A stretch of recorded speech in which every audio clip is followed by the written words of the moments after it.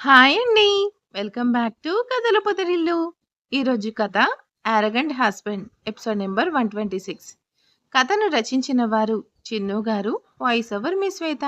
ఇక ఇంకెందుకు ఆలస్యం, ప్లీజ్ వీడియోకి వెళ్లే ముందు వీడియోకి ఒక చిన్న లైక్ చేయండి. అలాగే హైప్ అనే ఆప్షన్ మీద క్లిక్ చేసి హైప్ అనే పాయింట్స్ని యాడ్ చేయండి. ఈ వీడియో ఇంకొంతమందికి రీచ్ అవుతుంది. ఓకే, ఇక లేట్ చేయకుండా స్టోరీలోకి వెళ్ళిపోదాం. కరణ్, వీడి ఒళ్ళు కాలిపోతుంది. వీడికి ఏమన్నా అయితే మనకుంటుంది. ముందు వీడిని హాస్పిటల్కి తీసుకెళ్దాం. తారా, ఆర్ యూ క్రేజీ? మనం ఇప్పుడు ఎలా బయటికి వెళ్తాం? అలా వెళ్తే హర్ష మనుషులు అడుగడుగున ఉన్నారు. మనం వీడిని తీసుకొని వెళ్తే చాలా డేంజర్ తారా. కరణ్, అలా అంటే ఎలా? చూడెలా ఉన్నాడు. ఫస్ట్ వచ్చిన రోజు ఎలా ఉన్నాడు, ఈరోజు ఎలా ఉన్నాడు? నాకే జాలి వేస్తుంది. తీసుకెళ్దాం. నాకు భయంగా ఉంది కరణ్. తారా, ట్రై టు అండర్స్టాండ్. నేను వెళ్ళి ఏమైనా మెడిసిన్ తీసుకొని వస్తాను. అది వెయ్యి, తర్వాత చూద్దాం అంటాడు. కరణ్ వెళ్తాడు. రేయ్, ముందు పాలు తాగుతావా? నన్ను ఏడిపించకుండా. త్వరగా తాగే నాన్నా అంటూ తారా పాలిస్తుంటే ఏడుపు మీద అస్సలు తాగడం లేదు. తారాకి ఏం చేయాలో తెలియక మొబైల్ తీసుకొని హర్ష, జానకి ఫొటోస్ తీసి బాబు ముందు పెట్టగానే ఇద్దరిని చూస్తున్న బాబు ఏడుపు ఆపేస్తూ మొబైల్ మీద ట్యాప్ చేస్తూ నవ్వుతున్నాడు. బాబు ఏడుపు ఆపేసి నవ్వుతుంటే ఆ నవ్వునే చూస్తూ ఉండిపోయింది తార. హా, నువ్వు నవ్వుతుంటే మీ డాడీ నవ్వుతున్నట్టే ఉంది. నువ్వు నాకు పుట్టాల్సింది. అప్పుడు నిన్ను ఎంత బాగా చూసుకునేదాన్ని. కానీ మిస్ అయింది. పాప శ్రావణి కూడా అదే అనుకునేది కదా. నువ్వెళ్ళి ఆ జానకి కడుపున పుట్టావు. అందుకే నువ్వు నాకు నచ్చలేదురా. కానీ నువ్వు నాతో ఉంటే నాకు బాగా నచ్చేస్తున్నావు. నిన్ను చూస్తూ నేనేమైనా డౌన్ అవుతున్నానా? లేదు. నాకు మీ అమ్మ వల్ల చాలా అన్యాయం జరిగింది. దానికి ప్రతీకారం తీర్చుకుంటున్నా అంతే అంటూ తార అనుకుంటుంటే తార మొహం మీద చేతితో కొడుతూ మా మా అంటూ బాబు జానకి వైపు చూపిస్తూ నవ్వుతూ కేరింతలు కొడుతున్నాడు. చిన్నగా నడుస్తున్నవాడు కాస్త పడుతూ లేస్తూ తార వెనక్కి వెళ్తూ నవ్వుతూ దాంకుంటున్నట్టు ఆటలాడుతూ ఉన్నాడు. ఎంత కాదు అనుకున్నా వాడి ఆటలకు తార తెలియకుండానే నవ్వేస్తుంది. మొబైల్ ఆఫ్ అవ్వగానే తారను హత్తుకొని మొబైల్ వైపు చూపిస్తూ బుగ్గను లిక్ చేసేస్తున్నాడు. బాబు చేసేదానికి తార చెక్కిలిగిలిగా నవ్వేస్తుంది. ఒరే, పెడతాను అల్లరి చేయకురా అంటూ మొబైల్ ఆన్ చేస్తుంది. తార ఒళ్ళో చేరిపోతూ పాలు తాగేస్తుంటే పాలు తాగుతున్నాడు. హా, ఇన్ని రోజులు జానకి కోసం ఇలా ఉన్నాడా? జానకిని చూడగానే ఆటలాడుతున్నాడు అనుకుంటూ తార బాబుని చూస్తుంటే బాబు ఆడుకుంటూ మొబైల్ చూస్తూ అలానే పడుకుండిపోయాడు. నిద్రపోతున్న బాబుని చూస్తూ ఉంటే తెల్లగా ఉన్నవాడి చీక్స్ చూస్తూ అమాయకంగా నవ్వుతున్న వాడి ఫేస్ చుట్టూ తార ముద్దు పెట్టుకోబోతుంది. ఓ తారా, ఏం చేస్తున్నావు? వాడి ఇన్నోసెన్స్కి నువ్వు మెల్ట్ అవ్వకు అలా అంటూ బాబుని ఉయ్యాలలో వేసేస్తుంది. అంతలో బాబు మళ్ళీ ఏడుస్తుంటే వెంటనే బాబుని ఎత్తుకుంటూ ఒళ్ళో ఉంటేనే పడుకుంటావా? నాకు అలవాటయ్యావురా అంటూ పడుకోబెట్టుకుంటూ బాబుకి ఇంకా లైట్గా ఫీవర్ ఉంది. ఈ కరణ్ వెళ్ళినవాడు ఏమయ్యాడు అంటూ కరణ్ కోసం చూస్తుంది. ఈ సిరప్ కోసం బయటకు వచ్చాను. ఎవరికీ కనపడకుండా వెళ్ళాలి, లేదంటే ప్రాబ్లం అవుతుంది అనుకుంటూ వెళ్తున్నాడు. హా మహి, వచ్చేస్తున్నా, దారిలోనే ఉన్నాను అంటూ విశాల్ బైక్ మీద వస్తూ మహి కాల్ అటెండ్ చేసి కట్ చేస్తూ సడన్ బ్రేక్తో ఆపేస్తాడు. మహి, కాల్ యూ లేటర్ అంటూ కట్ చేసి హర్షకి కాల్ చేస్తాడు. సార్, కరణ్ కనిపించాడు, రోడ్ మీద వెళ్తున్నాడు. విశాల్, వాణ్ణి వదలకు, జాగ్రత్తగా ఫాలో అవ్వు, నాకు లొకేషన్ షేర్ చెయ్యి, వస్తున్నా అంటూ హర్ష కూడా స్టార్ట్ అవుతాడు. చిన్న, ఎక్కడికి వెళ్తున్నావు? నాన్న ఈ టైంలో? డాడ్, ఆ కరణ్ విశాల్కి కనిపించాడు, వాడి కోసమే వెళ్తున్నా అంటూ హర్ష వెళ్తుంటే జానకి హర్ష వెనకే వెళ్ళి కారెక్కుతుంది. హర్ష ఆ టైంలో జానకిని ఏమనలేక కోపంగానే డ్రైవ్ చేసుకుంటూ వెళ్ళిపోయాడు. విశాల్ కరణ్ వెనకే ఫాలో అవుతున్నాడు. మెడిసిన్ సిరప్ తీసుకుని వెళ్తున్న కరణ్కి కాల్ వచ్చేసరికి అటెండ్ చేస్తాడు. కాల్ అటెండ్ చేసిన కరణ్ టెన్షన్గా చుట్టూ చూస్తూ వెనకే ఉన్న విశాల్ని చూసి ఫాస్ట్గా వెళ్తూ ఉంటే విశాల్ కూడా అంతే వెళ్తున్నాడు. కరణ్ ఇంకా పరిగెట్టడం స్టార్ట్ చేయగానే విశాల్ కూడా వెళ్తాడు. కరణ్ విశాల్కి దొరకకుండా సందుల్లోకి వెళ్తున్నాడు. విశాల్ పరిగెడుతూ కరణ్ని పట్టుకునేసరికి పారిపోవడానికి విశాల్ని కొడుతున్నాడు. విశాల్ కూడా కరణ్ని కొడుతుంటే కరణ్ పారిపోవడానికి ట్రై చేస్తూ చేతిలో ఉన్న కవర్ విశాల్ మీద త్రో చేసి విశాల్ని కిందికి నెట్టేస్తూ ఆ సందుల్లో నుంచి పారిపోయాడు.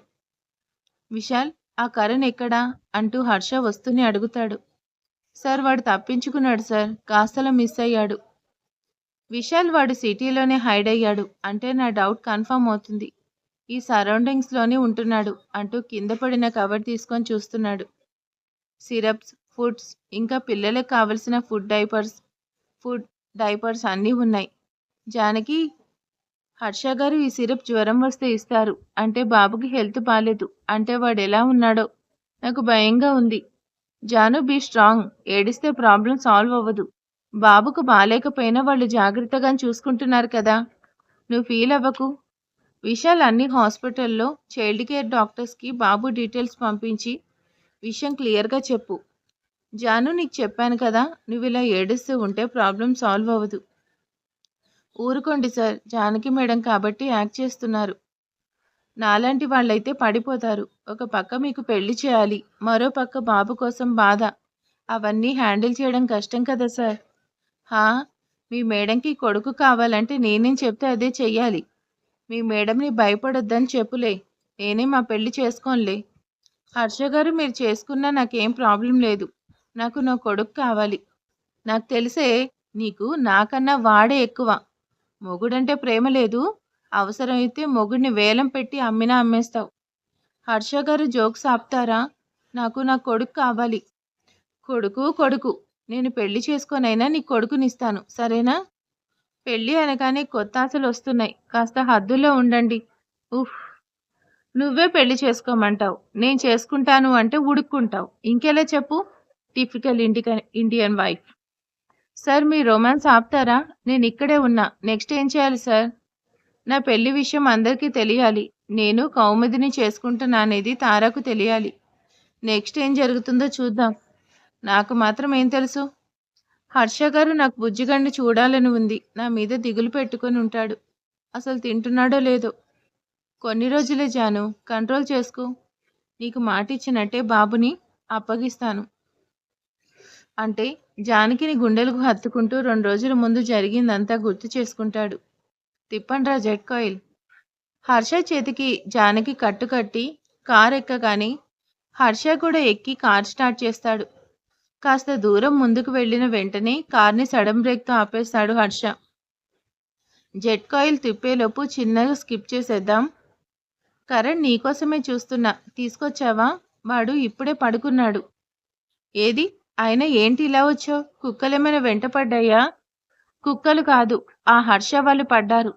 చావు తప్పి కన్ను లొట్టపోయింది అంటారే, అలా అయ్యింది నా పరిస్థితి. కాస్తలో మిస్ అయ్యాను. విశాల్ నన్ను చూసేసి నన్ను ఆపుతూ వచ్చాడు. టైంకి ఫాలో అవుతున్నాడని చూసి, బట్ మనం సేవ్ అయ్యాం. లేదంటే ఈ పాటికి ఆ హర్ష చేతిలో మనం చచ్చిపోయేవాళ్ళం. అది సరే, సిరప్ తీసుకురాకుండా వచ్చావేంటి కరణ్? దానికోసమని వెళ్తేనే నేను ఇలా అయ్యాను. అంతా వీడి వల్ల నా ప్రాణం పోయేది. వీడిని అంటూ జెర్సీ దగ్గరికి కోపంగా వెళ్తాడు కరణ్. కరణ్, ఆగు, ఏం చేస్తున్నావు? నీకేమైనా పిచ్చా? పాపం, వాడేం చేశాడు? ఇప్పుడే పడుకున్నాడు. నువ్వు వాడిని విసిగించకు. మళ్ళీ ఏమన్నా అయితే నా వల్ల కాదు. ఏంటి, వాడి మీద ప్రేమ పొంగుతుంది? హర్ష కొడుకు అనేసరికి ప్రేమొస్తుందా? ఛ, అదేం లేదు. నన్ను కాదు అన్న హర్ష మీద పగే కానీ ప్రేమ లేదు. కనీసం పిల్లల విషయంలో అయినా మనం అంత క్రూయల్గా ఉంటే ఎలా చెప్పు? వాళ్ళ మీద కోపాన్ని వీడి మీద చూపించడం అన్ఫేర్. పైగా చూడు ఎంత ముద్దుగా ఉన్నాడో. వాడిని ఎలా కొట్టబుద్ధి అవుతుంది నీకు? ఇప్పటి వరకు ఎంత అల్లరి చేశాడో తెలుసా? నన్ను భలే నవ్వించాడు. తారా, ఇదే, ఈ ఎమోషన్స్ ఉంటే కష్టం, ముందే చెప్తున్నా. తర్వాత చాలా ఫీల్ అవుతావు. నువ్వేం వాడికి అమ్మవు కావు, అమ్మవి అవ్వలేవు. నీకు అంత ప్రేమేంటి? అయినా మొగుడినే కాదు అన్నదానివి నీ కొత్తగా అమ్మతనం కావాలనిపిస్తుందా? Karan, that's my personal. నీ లిమిట్స్లో ఉండు. నా లైఫ్ని జడ్జ్ చేసే రైట్ నీకు లేదు అంటూ తారా కూడా కోపంగా అంటుంటే కరణ్ కూడా కోపంగా ఏదో అనబోతూ ఆపండి అన్న వాయిస్‌కి ఇద్దరూ వెనక్కి తిరుగుతారు. షాడో కోపంగా వచ్చి కరణ్‌ని 2 పీకి, "ఈరోజు నేను చెప్పకపోతే ఏమయ్యేదో తెలుసా? మన ప్లాన్ మొత్తం సర్వనాశనం అయ్యేది. హర్షకి ఛాన్స్ ఇవ్వద్దు అని నాకు చెప్పి మీరే ఇస్తున్నారు. ఒక్క పని కూడా రాదు. ఎందుకు బయటికి వెళ్లారు? అది వీడికి బాలేదు అని వెళ్ళాను కానీ ఇలా అవుతుంది అనుకోలేదు షాడో. నీ మీద వాడికి డౌట్ వచ్చేసింది కరణ్. మనం ఇంకా లేట్ చేయకూడదు. రేపటితో వాళ్ళకిచ్చిన టైం అయిపోతుంది. వాళ్ళు మనం చెప్పేది చేయకపోతే నేనేం చేయాలో చేస్తాను. కానీ మీరు జాగ్రత్త అంటూ షాడో వెళ్ళిపోతాడు. ఆగండ్రా, ఇప్పుడు తిప్పండ్రా జెట్ కాయిల్. హర్ష సడన్ బ్రేక్తో ఆపేసరికి జానకి ఫోర్స్గా డాష్బోర్డుకి తగలబోతుంటే హర్ష తన చెయ్యి జానకికి అడ్డుగా పెడతాడు. జాను నీతో ఇలా మాట్లాడుతుంటే గొడవ పడుతూ ఉండడం నా వల్ల కాదు. లోపల ఆ పెయిన్ నీకు చెప్పినా అర్థం కాదు. నా వల్ల కాదు. ఇప్పుడేంటి? నేను పెళ్లికి ఒప్పుకోవాలి అంతే కదా? అలా చేస్తే నువ్వు హ్యాపీ కదా? సరే ఒప్పుకుంటాను. కానీ నా కోసం నువ్వు ఒప్పుకుంటావా? జానకి ఏంటి అన్నట్టు అర్థం కానట్టు చూస్తుంది. నువ్వెలాగో నా మాట వినువు. పైగా మనకు టైం లేదు. అన్ని దారులు క్లోజ్ అయ్యాయి. ఆప్షన్ లేనప్పుడు ఉన్నదానిలోనే మనకు నచ్చిన ఆప్షన్ చూస్ చేసుకోవాలి జాను. కాబట్టి వాళ్ళ దారిలోనే వెళ్ళి వాళ్ళని మన దారికి తెచ్చుకుందాం. అర్థం కానట్టు అలా ఫేస్ పెట్టకు. అర్థం కాకపోతే అడుగు. ఇప్పుడేంటి? రేపు మార్నింగ్ వాళ్ళు చెప్పిన దానికి మనం ఒప్పుకోవాలి. అదే కదా? అందుకే దానికి నువ్వు ఒప్పుకున్నట్టు నన్ను ఒప్పించినట్టు యాక్ట్ చెయ్యి. మనకి టైం దొరుకుతుంది.